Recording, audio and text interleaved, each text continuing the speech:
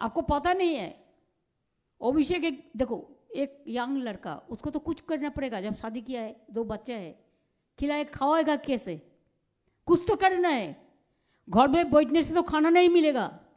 उसको एक बिजनेस था, सब प्रॉपर्टी अटैच कर दिया। मैंने कभी नहीं बोला, इसी के लिए नहीं बोला कि हमारा लड़ाई जो है इस अन्याय का खिलाफ में लड़ाई है। हमारा जो भी है आप ले लो, लेकिन आप लोकतंत्र को मत, उसका अधिकार मत छीनो। आपको पता नहीं है, अभिषेक एक देखो, एक यंग लड़का, उसको तो कुछ करना पड़ेगा। जब शादी किया है, 2 बच्चा है, खिलाए खवाएगा कैसे? कुछ तो करना है। घर में बैठने से तो खाना नहीं मिलेगा।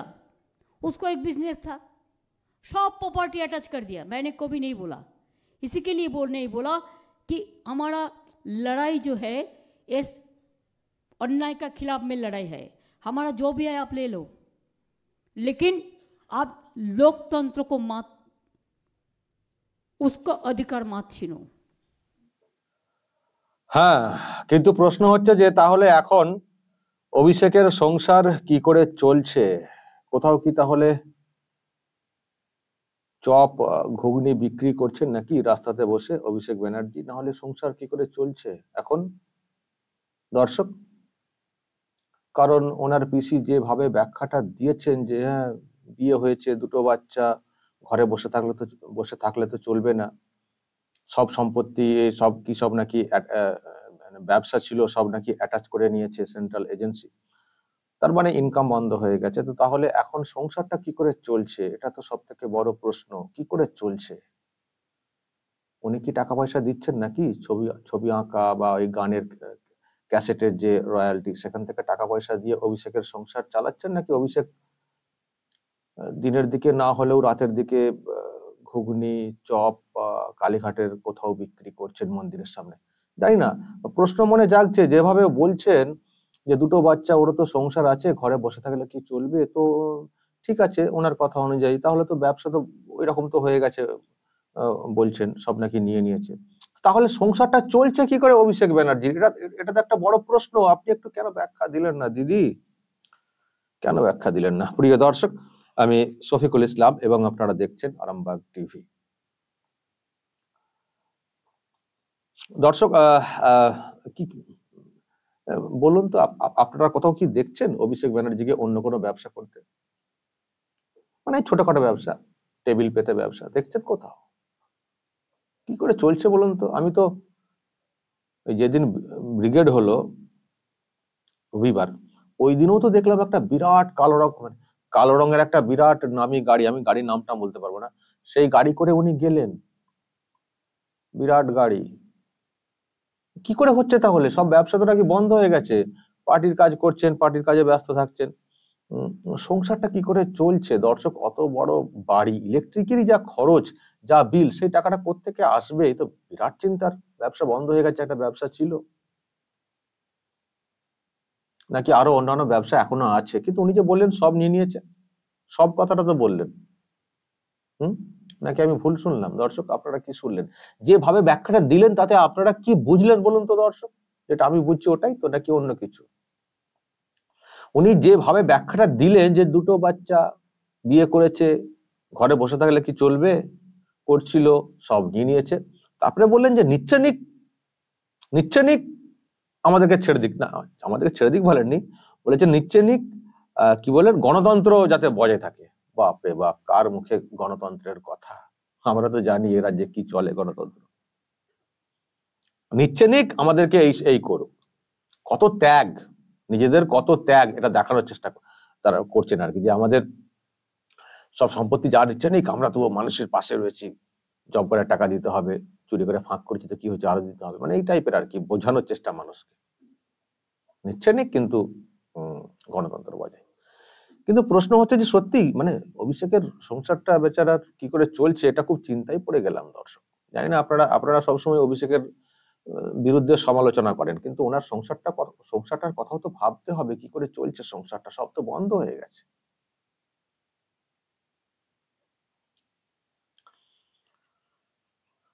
দর্শক যা বলার বলবেন, তবে পিসির মুখেই প্রথম শুনলাম ভাইপোর সব সম্পত্তি অ্যাটাচ, কিন্তু এটাও প্রশ্ন, এই যে সম্পত্তি নিয়ে নেওয়া, বাজেয়াপ্ত করা ইত্যাদি যেটা বলা হচ্ছে, সম্পত্তিকে এরকম বাজেয়াপ্ত করা হচ্ছে, অ্যাটাচ করা হচ্ছে, কিন্তু ভাইপোকে তাহলে ধরা হচ্ছে না কেন?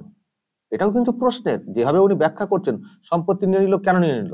নিশ্চয়ই অবৈধ কিছু কাজকর্ম আছে, তার জন্য তো নিয়েছে। তো অবৈধ কাজকর্ম হলে তাহলে যার বিরুদ্ধে অভিযোগ তার বিরুদ্ধে তো অ্যাকশন হওয়ার কথা, কেন হচ্ছে না বা কবে হবে? যখন সম্পত্তি বাজেয়াপ্ত করা হচ্ছে, অ্যাটাচ করা হচ্ছে, তার মানে তার কাজকর্ম, তার ব্যবসা বাণিজ্য নিয়ে তো প্রশ্ন তৈরি হয়ে গেল।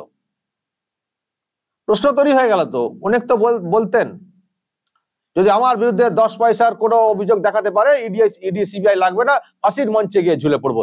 এমনি সম্পত্তি বাজেয়াপ্ত করে নেওয়া হয়েছে, এমনি। মানে ঘোড়াকে বললো ঘোড়া হাসবে, ময়দানের ঘোড়াগুলো হাসবে এই কথাগুলো শুনলে। এমনি সম্পত্তি বাজেয়াপ্ত করে নেওয়া হলো, কোথাও গরমিল না থাকলে করে নেবে। যারা সম্পত্তি বাজেয়াপ্ত করছে তাদেরকে কোর্টের কাছে জবাবদিহি করতে হয় না? অভিষেকের আইনজীবী নেই, তারা বলেন না? সব জায়গাতে বলছেন, ছুটছেন হাইকোর্ট, সুপ্রিম কোর্ট, আর সেখানে সম্পত্তি বাজেয়াপ্ত হচ্ছে আর অভিষেক চুপ করে বসে রয়েছেন। এটা আমরা মেনে নেব? তার সম্পত্তি বাজেয়াপ্ত করেছে মানে নিশ্চয়ই কোনো গ্রাউন্ড দেখিয়েছে। সেই গ্রাউন্ডটা যদি ভুল হয়, তাহলে হাইকোর্টে, সুপ্রিম কোর্টে গিয়ে কেন সেটাকে মাইনাস করবেন না অভিষেক ব্যানার্জি? যা বলবেন সব শুনে নেবো না, সব বিশ্বাস করে নেবো না। বেশ সততার একটা জাহির করার চেষ্টা, তাই না? আমাদের যা নিচ্ছে নিক, তবু আমরা আপনাদের জন্য বলিদান করছি বা ত্যাগ করছি, এরকম একটা বোঝানোর চেষ্টা, একটা সিম্প্যাথি আদায় করার চেষ্টা। এসব চলবে না, এইসব দিয়ে আর চিড়ে ভিজবে না। আপনার কথার মধ্যেই অনেক অপরাধমূলক যুক্তি আছে, যেগুলো মানুষের মনে প্রশ্ন তৈরি করে। ফলে এইসব কথা বললে মানুষ ওইভাবে মানে গোগ্রাসে গিলবেন, বিশ্বাস করবেন তা নয় বিষয়টা। প্রশ্ন জাগছে, যেমন আমার জাগছে, আমার মনে হয় দর্শক আপনাদেরও জাগছে। প্রথমত, সংসারটা চলতো কি করে, এখন চলছে কি করে? দ্বিতীয়ত, সম্পত্তি যদি অ্যাটাচ হয়, তাহলে কেন তার বিরুদ্ধে অ্যাকশন দেখতে পাবো না ডিরেক্টলি? কেন দেখতে পাবো না? আর যদি বলা হয় জোর করে নেওয়া হয়েছে, তাহলে কেন কোর্টের সামনে গিয়ে সে কথা বলা হচ্ছে না যে এটা জোর করে নেওয়া হয়েছে? এখন কেন এইভাবে সারেন্ডার করে দেওয়া হচ্ছে? নিচ্ছে নিক। এগুলো বিশ্বাসযোগ্য নয়, না। দর্শক, যদি এইসব নিয়ে আপনাদের কিছু বলার থাকে অবশ্যই বলবেন। আর আমি দেখছি যে একটা বিষয় নিয়ে আপনারা ওনাকে আমার কাছে জানতে চাইছেন যে কি হলো, কোর্টের হিয়ারিংটা কি হলো। আজকে তো 12 তারিখ, আজকে তো জাস্টিস সিনহার বেঞ্চে হিয়ারিং হওয়ার কথা ছিল। আমি দেখছি আপনারা অনেকে আমাকে হোয়াটসঅ্যাপ করে জানতে চাইছেন, আজকে হয়নি হিয়ারিংটা। হয়নি কেন? যেটা আপাত দৃষ্টিতে যে আমরা দেখতে পেয়েছি বা খবরটা পেয়েছি, সেটা হচ্ছে যে একজন আইনজীবী কলকাতা হাইকোর্টের, তিনি মারা গেছেন। সেই জন্য আজকে পুরো টাইম আর কি কাজ হয়নি কোর্টের, সেই জন্য আগে থেকে জাস্টিসরা উঠে পড়েছেন, ফলে টাইম হয়নি, তাই হিয়ারিং হয়নি। এখন কালকে লিস্টে থাকে কিনা, হিয়ারিং হয় কিনা সেটা দেখবো। যদি কালকেও না হয়, যদি দেখি যে তারিখ পে তারিখ হতে শুরু করেছে, তাহলে আমাদের মনের মধ্যে ভাবনা ঢুকবে।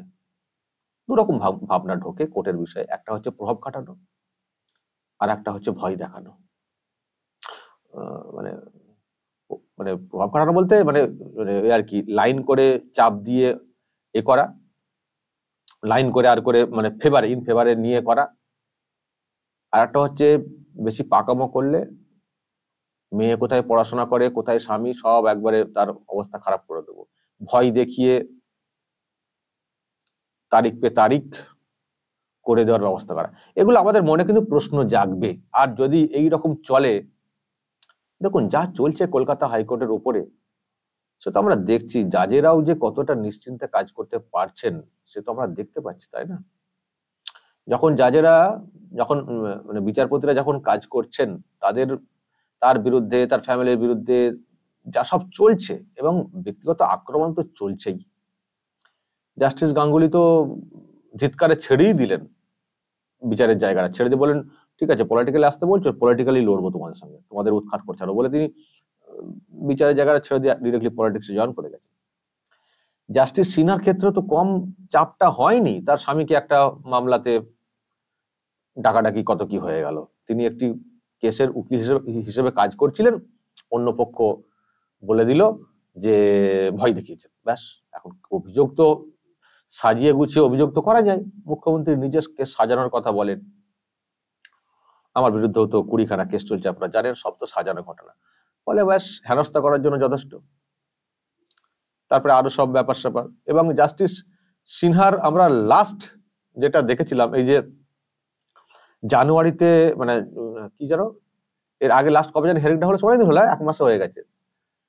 তার আগে যেভাবে প্রত্যেক মানে কন্টিনিউ হিয়ারিং করতে দেখতাম জাস্টিস সিনহাকে, হঠাৎ করে দেখলাম একটা লম্বা টাইম দিয়ে দিলেন, মানে আজকে 12 তারিখ, লম্বা টাইম দিয়ে দিয়েছেন। তখনই কিন্তু আমাদের মনে প্রশ্ন জেগেছিল যে কি হলো, প্রচন্ড চাপে পড়ে গেছেন নাকি। তবে উনি ওই রকম নন ইন ফেভার, যেরকম অভিযোগ উঠেছে অন্যদের ক্ষেত্রে সেরকম নন, কিন্তু প্রেসার একটা বড় ফ্যাক্টর। আমরা হয়তো বলি প্রেসারের কাছে কেন মাথা নত করবেন, কিন্তু প্রেসার দেখুন সবারই তো ফ্যামিলি আছে, এমন এমন জায়গা থেকে প্রেসার হয়ে যায় না, কাজের সমস্যা হয়, বা যে গতিতে কাজটা হয়, হয়তো ভেবে রেখেছে যে কাজটা আমি শেষ দেখে ছাড়বো, কিন্তু এখন এই মুহূর্তে হয়তো তাকেও পরিস্থিতি, আমি জানি না, এগুলো সব মনে প্রশ্ন জাগছে। আমি কখন কাউকে বলছি না যে এরকম ভাবে, কিন্তু মনে প্রশ্ন তৈরি করছে। খুব একজন সাহসিনী বিচারপতি জাস্টিস সিনহা, তার প্রতি আমাদের অগাধ আস্থা রয়েছে। তো সুতরাং আমরা এখনই ওইসব সিদ্ধান্তে উপনীত হচ্ছি না। তবে বিচার ব্যবস্থার উপরে যে চাপ তৈরি হয় শাসকের তরফ থেকে, সেটাও কিন্তু আমরা অস্বীকার করি। জাস্টিস মান্থার বাড়ির সামনে, ফ্ল্যাটের সামনে তার নামে একটা অভিযোগ এনে পোস্টারিং হয়ে গেল, আদালতে পোস্টারিং হয়ে গেল। এখন তো যাচ্ছে তাই করে সব বলছেন, সরকারের যিনি প্রধান তিনিও বলছেন। মানে এখানে সত্যি কোনো কাজটাই ঠিক মতো করে করা যায় না। হাইকোর্টে যে ধরনের প্রভাব খাটানো হচ্ছে বা চাপ তৈরি করা হচ্ছে, এবার শুধু ভাবুন নিচু স্তরে যে সমস্ত কোর্টগুলো রয়েছে সেগুলো তাহলে কিভাবে কাজ করছে। আর সেই জন্য তো আমাকে 5 বার ধরে পুলিশ কাস্টডিতে নিয়েছিল, 5 বার ধরে আমাকে 5 দিন করে নিচ্ছে, একবার করে ডাকছে, মানে 1 ঘন্টা হয়তো গল্প করার জন্য ডাকছে, তাও প্রাসঙ্গিক তো সেরকম দেখতাম না, বাকি শুধু শুইয়ে রাখতো মানে হেফাজতে, পুলিশ কাস্টডিতে। তো এই হচ্ছে বিষয় দর্শক, রাজ্যের এই হচ্ছে হাল, যাচ্ছে তাই কাণ্ড চলছে, শুধু নিজেদের পরিবারকে বাঁচানো, পরিবারের সম্পত্তি বৃদ্ধি, এইসব আমরা দেখছি। আর ধরা পড়লে নানানভাবে সব অজুহাত দেখিয়ে পাশ কাটিয়ে যাওয়ার চেষ্টা, এইসব দেখছি। জানি না, দেখি কালকের দিন পর্যন্ত ওয়েট করি দর্শক, তারপর কি আর করবো, করার কিছু নেই, সবই দেখবো, বুঝবো, আন্দাজ করবো, এটুকুই আর কি। প্রশ্ন মনের মধ্যে থেকে যাবে, এত সম্পত্তি অ্যাটাচ হচ্ছে কিন্তু তাকে ছোঁয়া যাচ্ছে না, তাকে ধরা যাচ্ছে না। কালীঘাটের কাকুর তো সম্পত্তি অ্যাটাচের তো কোনো খবর পাইনি, তিনি তো প্রাক্তন একজন ডিরেক্টর ওই কোম্পানির, তাকে যদি গ্রেপ্তার করে রাখা হয়, তাহলে যাদের সম্পত্তি বাজেয়াপ্ত করা হচ্ছে, কোম্পানির ডিরেক্টর, সিইও এইসব বলা হচ্ছে, তার ক্ষেত্রে কোনো অ্যাকশন হবে না। কোথায় চাপ, কোথায় প্রভাব, প্রশ্ন জাগে মনের মধ্যে। দর্শক, যদি এইসব নিয়ে আপনাদের কিছু বলার থাকে অবশ্যই বলবেন, কমেন্ট বক্সে নজর রাখবেন আরামবাগ টিভিতে।